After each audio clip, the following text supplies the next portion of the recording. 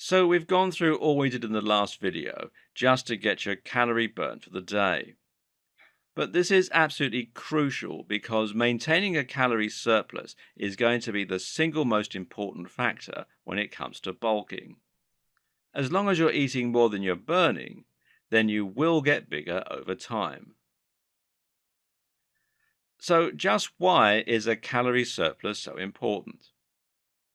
Well, the first and most obvious reason is that building muscle requires energy. You're asking your body to construct new tissue from the protein in your diet, and that means you're going to need to eat more to provide that energy. The other reason is you're trying to prevent the breakdown of muscle. When you're low on energy and your body is forced to burn fat, it goes into a catabolic state. First, your body notices your stomach is empty. This causes a release of ghrelin, the hunger hormone. That in turn triggers the release of cortisol, the stress hormone, which is designed to encourage your brain to go and seek out food. Your body is now in a catabolic state where it will burn fat and use it for fuel. But that cortisol also triggers the release of something else, myostatin. Myostatin is one of the single biggest enemies of bodybuilders because it tells the body to break down muscle. Muscle is very energy demanding and not very energy efficient. As we've seen, simply having muscle increases your BMR. Thus, if you're starving and your body is low on the sugars and ATP it needs to run, it's going to want to break down muscle and certainly not prioritize it for building. What's more, this will release some additional energy that your body can use. So, being in a calorie deficit puts you in an anxious, skinny, lean, and efficient mode. Conversely, though, when you eat large amounts of calories, it lets your muscles swell up because you're creating the right environment. Your body will store some of that energy as glycogen, right in the muscle cells, and make them look even bigger. And when you provide the correct stimulus for growth, your system will respond by building. This is also why rest is so important and why you need to train without exhausting yourself. The goal of training is not to burn calories, just to provide stimulus for growth. You're aiming to get pumped in the gym and then spend the rest of the time eating and resting. I call this living like a lion. So the next question is just how many calories you actually need in order to bulk.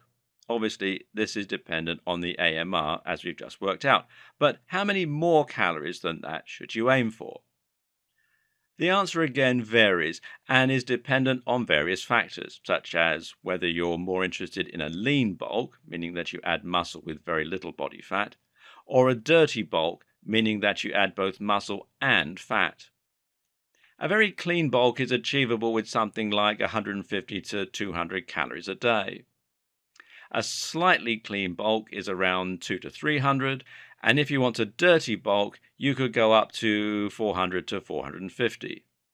Higher than that, though, and you're starting to get into fat territory. You're going to place a bit of strain on your body and potentially cause acne and other problems, and this can also be unhealthy. So, which should you choose?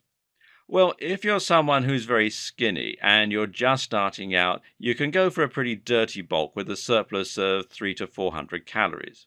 Because right now, you're probably in a position where you want to be a lot stronger. You may have tried to bulk in the past and been disappointed.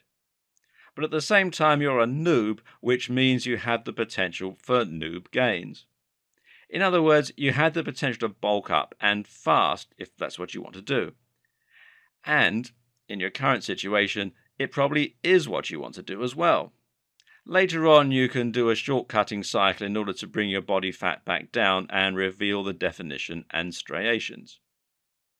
Conversely, if you're someone who's an average size right now, perhaps a mesomorph, then you may well be a little stocky, but also carrying around a bit more fat than you want. If you're already at around 12 to 15% body fat, then you'll probably want to avoid adding too much extra, and so in that case, you'll do better to bulk a little slower without so much excess. And finally, if you're someone who is at or around their genetic potential, or you're someone who is already in good shape, then a clean bulk is the safest way to go.